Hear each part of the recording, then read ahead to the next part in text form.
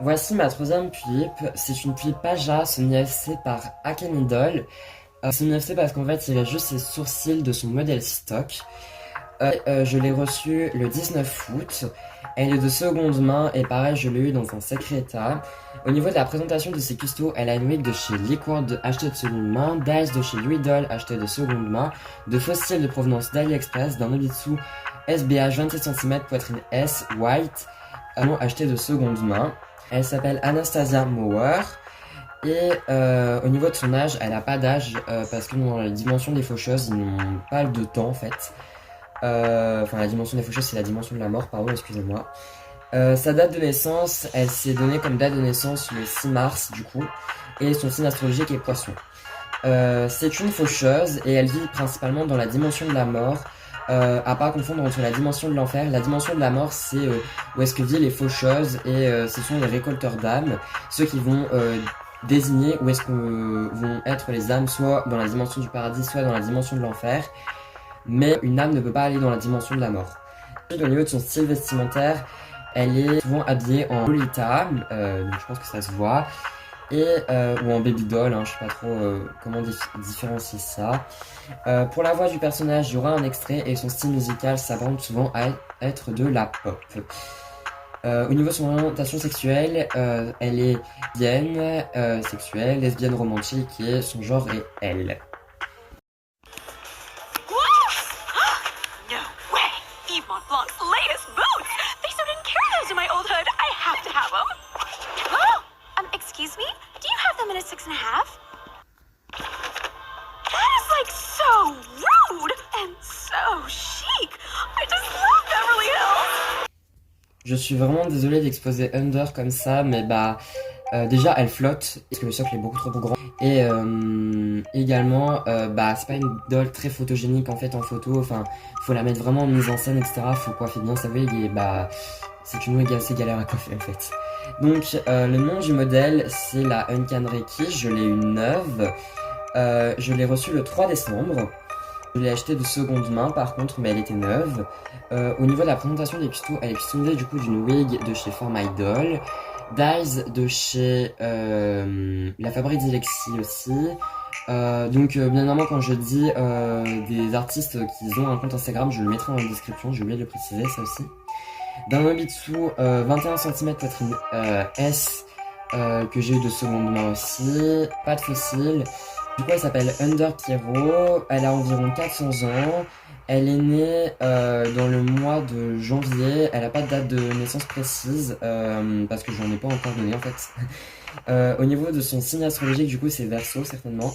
Son espèce, c'est une démone, et pour approfondir, c'est un lutin des enfers. Donc voilà. Où est-ce qu'elle vit? Enfin, où est-ce qu'elle vit, pardon. Elle vit en enfer également, dans la partie souvent un peu bourgeoise, enfin on sait pas trop, je sais pas encore trop où se situe son casino. Par contre, elle vit régulièrement au château de l'enfer, du coup.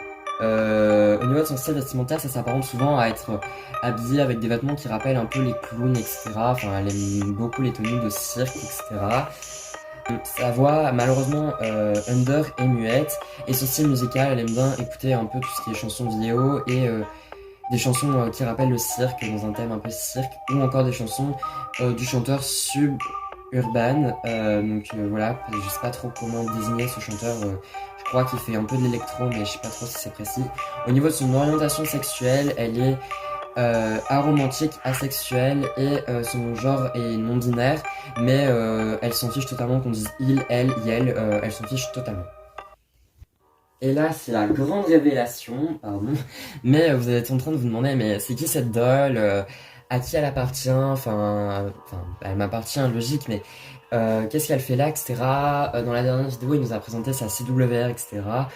Petite anecdote, pour ceux qui savent, mais je voulais en fait tout simplement me racheter Camille, sauf que après il y aura une story time par rapport à tout ce qui s'est passé par rapport à cette doll, du fait de pourquoi j'ai gardé Camille, enfin bref. En gros, j'ai vendu notre doll, qui est la première doll que j'ai vendue.